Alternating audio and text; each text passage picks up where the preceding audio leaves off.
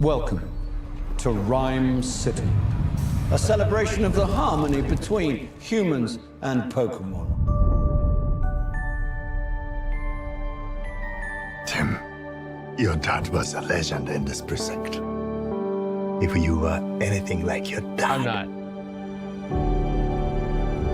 I remember. You wanted to be a Pokemon trainer when you were young. Yeah, that didn't really work out.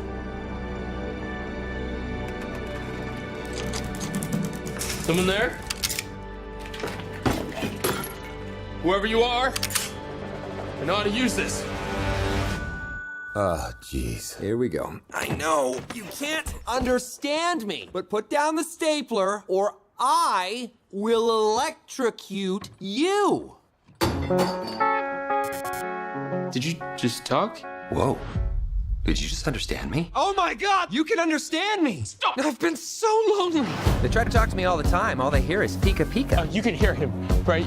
Pika Pika! Yeah, Pika Pika Pika, he's adorable. You're adorable. They can't understand me, kid. Can no one else hear him? I don't need a Pokemon, period. Then what about a world-class detective? Because if you want to find your pops, I'm your best bet. We're gonna do this. You and me.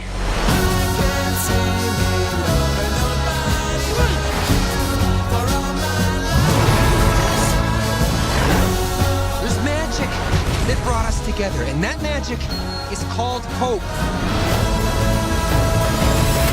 Listen up. We got ways to make you talk. Or mime. Yeah. So tell us what we want to know. Pipe. Yes. Okay. I can. Shoving. Pushing. My problem is that I push people away and then hate them for leaving. He's saying you can shove it.